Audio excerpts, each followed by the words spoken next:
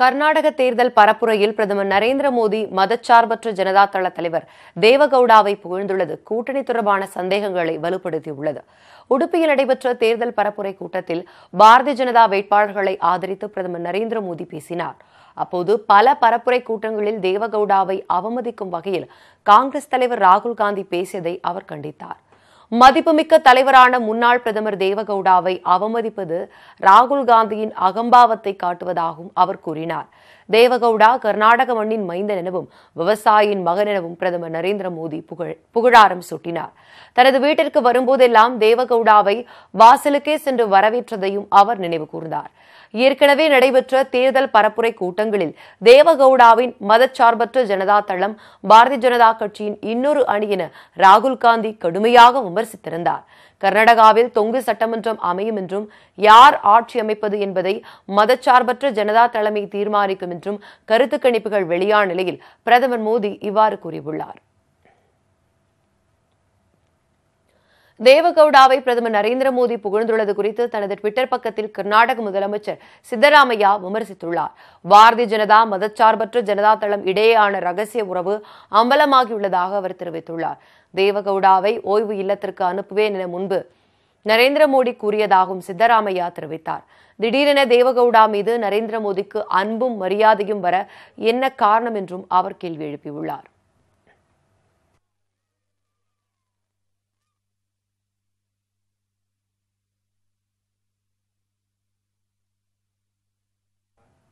வரும் 12ஆம் தேதி கர்நாடகத்தில் தேர்தல் நடைபெறவுள்ள நிலையில் அங்கு இறுதிக்கட்ட பரப்புரை சூடுபிடிக்க தொடங்கியுள்ள சூழலில் தற்போதைய நிலவரம் குறித்து பெங்களூருவிலிருந்து நேரலில் இணைந்துள்ள நமது சிறப்பு செய்தியாளர் ஜீவசகாப்தனிடம் கேட்கலாம்.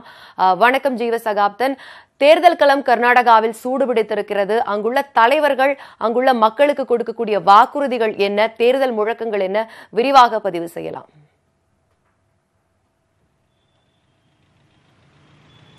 ஆஷ்லி, நீங்கள் குறிப்பிட்டது போல் மோடி அவர்களுடைய பிரச்சாரத்திற்கு பிறகு தேர்தல் களம் வேகமாக சூடுபிடித்திருக்கிறது என்றே நாம் சொல்ல வேண்டும். அவர் பேசுவதற்கு முன்னால், பிரதமர் இப்படி ஒரு குற்றச்சாட்டை வைப்பதற்கு முன்னாலே பல்வேறு விஷயங்கள் இங்கு பேசப்பட்டு வந்தது. அதாவது, எப்படியாக இருந்தாலும் தொங்கு சட்டசபை தான் அமையப் போகிறது என்று கணிப்புகள் தொடர்ந்து வெளிவந்து கொண்டிருக்கின்றன. அப்படி வெளிவரும் சமயத்தில் ஒருவேளை தொங்கு சட்டசபை அமையும் பட்சத்தில் காங்கிரஸ் மதசார்பற்ற ஜனதாதளம் அமைய வாய்ப்பில்லை. ஏற்கனவே சித்தராமையாவிற்கும் அங்கு தேவகவுடா குமாரசாமிக்கும் ஏற்கனவே பிரச்சனை இருக்கிறது.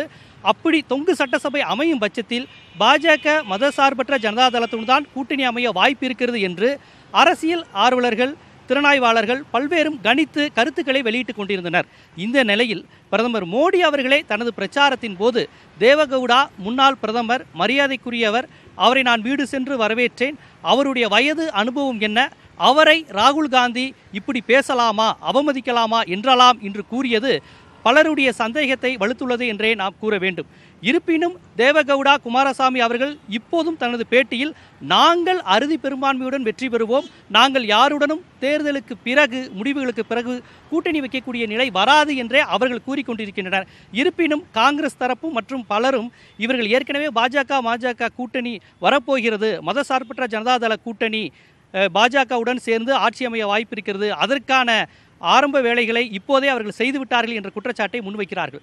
பொதுவாக நாம் கர்நாடகத்தை பார்த்தால் கர்நாடக மாநிலம் முழுவதும் ஒரே சீரான வாக்கு நிலை கிடையாது. அதாவது ஓட்டிங் பேட்டர்ன் என்று சொல்லக்கூடிய அந்த வாக்குப்பதிவு முறை என்பது, கட்சிகளுக்கான ஆதரவு மனநிலை என்பது கர்நாடகம் முழுவதும் ஒரே மாதிரியாக கிடையாது.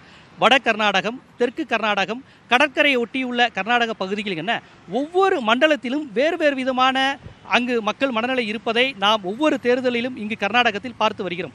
அதிலும் குறிப்பாக இங்கு ஒரு கிட்டத்தட்ட 15 வருடங்களுக்கு பிறகு சித்தராமையா அவர்களுடைய ஆட்சியே நிலையாக 5 ஆண்டுகள் நடைபெற்றிருக்கிறது. தொடர்ந்து இங்கு ஆட்சி நிலைக்காமல் மாறி மாறி வந்த சூழலையும் நாம் அறிந்திருக்கிறோம். இந்த நிலையில்தான் தற்போது நடைபெறுகின்ற இந்த தேர்தல் மிக மிக முக்கியமான தேர்தலாக இருக்கிறது.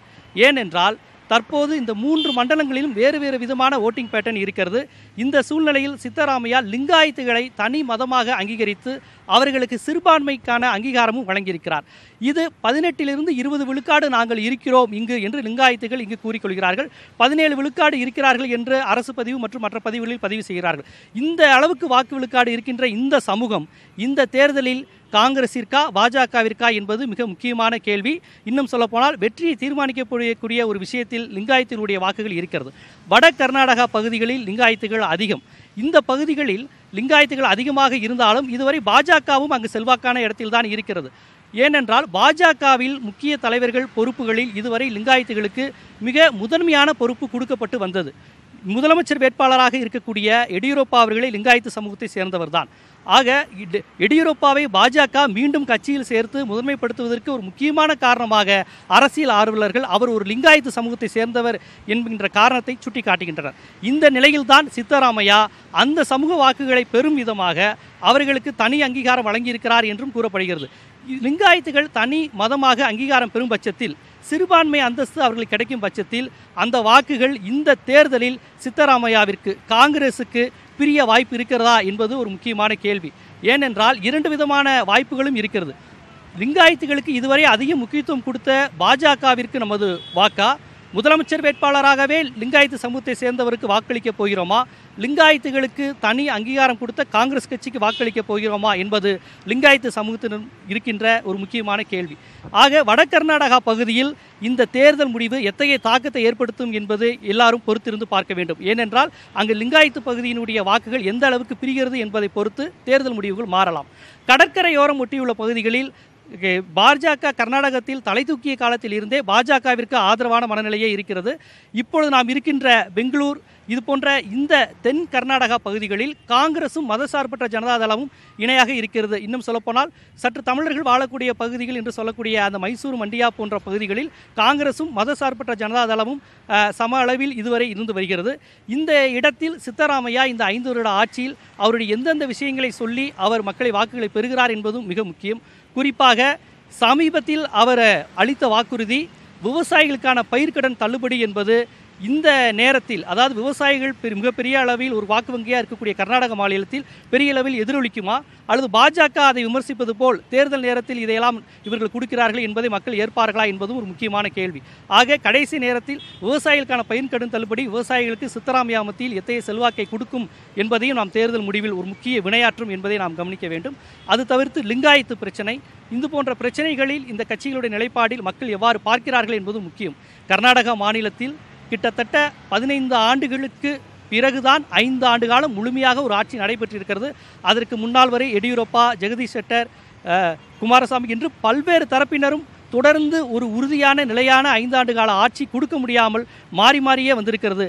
இந்த நிலையில் மீண்டும் இப்போது ஒரு துங்கு சட்டசபை அமையக்கூடிய வாய்ப்பு இருக்கிறது என்றே தேர்தல் கணிப்புகள் அனைத்தும் சொல்லி வருகின்றன. அப்படி அமையும் பட்சத்தில்தான் நாம் பிரதமர் மோடியினுடைய பேச்சை நாம் இப்போது கூர்ந்து கவனிக்க வேண்டும். ஏனென்றால் அவர் தன்னுடன் கூட்டணி சேராமல் தனித்து நிற்கின்ற மதசார்பற்ற ஜனதாதளத்தை புகழ்ந்திருக்கிறார், அதன் தலைவர் தேவகவுடாவை புகழ்ந்திருக்கிறார் என்பது இங்கு தேர்தல் அரசியலில் மிக மிக கவனிக்க வேண்டிய ஒரு விஷயம். ஆக இது போன்ற கூறுகளெல்லாம் சேர்ந்துதான் கர்நாடக தேர்தலில் பிரதிபலிக்கும். லிங்காயத்து வாக்குகள், விவசாயிகளுடைய பயிர்க்கடன் தள்ளுபடி, மதசார்பற்ற ஜனதாதளம் பெறப்போகிற வாக்குகள் என பல்வேறு விஷயங்கள் தேர்தல் முடிவுகளில் எதிரொலிக்கும் என்று எதிர்பார்க்கப்படுகிறது. ஆஷ்லி, வரும் 12ஆம் தேதி கர்நாடக தேர்தல் நடைபெற உள்ள நிலையில் கர்நாடகத்தில் தேர்தல் பிரச்சாரம் அனல் பறக்க தொடங்கியிருக்கிறது. இது தொடர்பான கள நிலவரங்களை களத்திலிருந்து நமது சிறப்பு செய்தியாளர் ஜீவசகாப்தன் தர கேட்டோம். உங்களுடைய தகவலுக்கு நன்றி. கோடை சீசன் தொடங்கியுள்ளதை முன்னிட்டு சுற்றுலா பயணிகளை ஈர்க்கும் விதமாக ஊட்டியில் இரவு சந்தை தொடங்கப்பட்டுள்ளது. இந்த ஆண்டுக்கான கோடை சீசன் தொடங்கியுள்ளதால் ஊட்டிக்கு வரும் சுற்றுலா பயணிகளின் எண்ணிக்கை அதிகரித்து வருகிறது. அவர்களை கவரும் விதமாக முதன்முறையாக இரவு சந்தை அறிமுகப்படுத்தப்பட்டுள்ளது. இதற்காக ஊட்டி தாவரவியல் பூங்கா சாலையில் வாகன போக்குவரத்து நிறுத்தப்பட்டு சிறு வணிகர்கள் கடைகளை வைத்து அலங்கார பொருட்கள் மற்றும் உணவுப் பொருட்களை விற்க அனுமதி அளிக்கப்பட்டுள்ளது. இரவு சந்தை தொடக்க நிகழ்ச்சியில் தனியார் பள்ளி மாணவர்களின் இசை நிகழ்ச்சி நடைபெற்றது. மேலும் படுகர் இன பெண்களின் நடன நிகழ்ச்சியும் நடைபெற்றது. இதனை ஏராளமான சுற்றுலா பயணிகள் ஆர்வத்துடன் கண்டு ரசித்தனர்.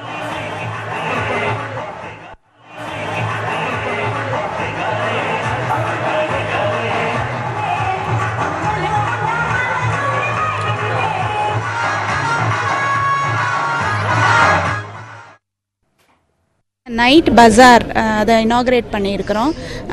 இது ஒரு மக்களுக்கு பெடஸ்ட்ரியன்ஸுக்கு ஃப்ரீயாக ஒரு இடத்துல நடக்கிற மாதிரி நடந்து அவங்க ஊட்டியோடைய அழகை பார்த்து ஊட்டியோடைய அந்த நேச்சரை உணர்றதுக்காக ஒரு புதிய முயற்சி இது. ஊட்டிக்கு வந்து திரும்பும் சுற்றுலா வாகனங்கள் அதிகரித்துள்ளதால் மேட்டுப்பாளையத்தில் நேற்று 8 மணி நேரம் போக்குவரத்து நெரிசல் ஏற்பட்டது. ஊட்டியில் சீசன் தொடங்கியுள்ள நிலையில் சுற்றுலா பயணிகளின் எண்ணிக்கை நாளுக்கு நாள் அதிகரித்துள்ளது. மேட்டுப்பாளையம் வழியாக தினமும் ஆயிரக்கணக்கான வாகனங்கள் சென்று வருகின்றன. இரவு நேரத்தில் குன்னூர், பர்லியாறு வழியாக ஏராளமான வாகனங்கள் ஊட்டியிலிருந்து மேட்டுப்பாளையம் திரும்புவதால் கடும் போக்குவரத்து நெரிசல் ஏற்படுகிறது. நேற்று மரப்பாலம் பகுதியிலிருந்து மேட்டுப்பாளையம் வரை சுமார் 20 கிலோமீட்டர் தூரத்திற்கு வாகனங்கள் அணிவகுத்து நின்றன. போக்குவரத்தை சீர் செய்ய முடியாமல் காவலர்கள் தவித்தனர். இதனால் சுமார் 8 மணி நேரத்திற்கு போக்குவரத்து நெரிசல் காணப்பட்டது. விடுமுறை நாட்களில் மேட்டுப்பாளையம் ஊட்டி சாலையை ஒரு வழிப்பதையாக மாற்றுவதன் மூலம் போக்குவரத்து நெரிசலை தவிர்க்கலாம் என வாகன ஓட்டிகள் தெரிவிக்கின்றனர். ஊட்டியிலிருந்து மேட்டுப்பாளையம் வரும் வாகனங்களை குன்னூர், கோத்தகிரி மலைப்பாதை வழியாக திருப்பிவிட வேண்டும் என்ற கோரிக்கையும் முன்வைக்கப்பட்டுள்ளது. பர்லியார் செக் போஸ்ட்டில் மட்டும் 3 மணி நேரம் டைம் ஆகுது. எனக்கு குழந்தை குட்டிகளை வச்சுட்டு நான் நடுவில் நின்றுட்டு இருக்கிறேன். நான் இப்போ நேரம் ஊட்டியிலேருந்து கீழே இறங்குறேன். கிட்டத்தட்ட ஊட்டியில் நான் 5 மணிக்கு வண்டி எடுத்தது. இப்போ தான் நான் இங்கே வந்தே சேர்ந்துருக்கிறேன். ஊட்டி போயிட்டு ரிட்டர்ன் வர்ற வழியில் பார்த்தீங்கன்னா எக்கச்சக்கமான இடைஞ்சல், காவல்துறை இடைஞ்சல், போக்குவரத்து இடைஞ்சல், குழந்தைய வாமிட் பண்ணால் நிறுத்துறதுக்கு இடம் இல்லை, நிறுத்தினா காவல்துறை டிமாண்ட் பண்ணுறாங்க. இப்போ பின்னாடி போக்குவரத்து நெரிசல் அதிகமாக இருக்குது. அது ஏதாவது பின்னாடி வழி பண்ணி கொடுத்தா பரவாயில்லைங்க, எதுவுமே செய்யறதில்லை அவங்க. வனத்துறையை கண்டித்து கொடைக்கானலில் நடந்த சுற்றுலா வாகன ஓட்டுநர்களின் போராட்டம் கைவிடப்பட்டது. கொடைக்கானலில் தற்போது சீசன் தொடங்கியுள்ளதால் சுற்றுலா பயணிகளின் வருகை அதிகரித்துள்ளது. இயங்கி வரும் சுற்றுலா பயணிகளை நம்பி சுமார் 300க்கும் மேற்பட்ட சுற்றுலா வாகன ஓட்டிகள் உள்ளனர். கொடைக்கானலில் மிகவும் பாதுகாக்கப்பட்ட வனப்பகுதியான பேரிஜம் ஏரிக்கு செல்ல வனத்துறையிடம் முன் அனுமதி பெற வேண்டும். ஒரு நாளைக்கு 75 சுற்றுலா வாகனங்களுக்கு மட்டுமே அனுமதி வழங்கப்படும்.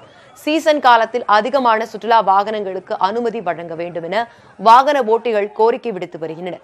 இதேபோன்று பல்வேறு கோரிக்கைகளை வலியுறுத்தி நேற்று சுற்றுலா வாகன ஓட்டிகள் மூஞ்சிக்கலில் உள்ள வனத்துறை அலுவலகத்தை முற்றுகையிட்டு போராட்டத்தில் ஈடுபட்டனர். பிறகு ஊர்வலமாக சென்ற அவர்கள் கொடைக்கானல் வத்தலகுண்டு சாலையில் மறியலில் ஈடுபட்டனர். சுமார் 2 மணி நேரம் தொடர்ந்த மறியல் போராட்டத்தால் வாகனங்கள் அணிவகுத்து நின்றன. போலீசாரின் சமரத்தை ஏற்க மறுத்த ஓட்டுநர்கள் வாக்குவாதத்திலும் ஈடுபட்டனர். இதையடுத்து ஓட்டுநர்களை போலீசார் கைது செய்தனர். தொடர்ந்து ஓட்டுநர்களின் சில கோரிக்கைகளை நிறைவேற்றுவதாக வனத்துறை அறிவித்ததை அடுத்து போராட்டம் முடிவுக்கு வந்தது.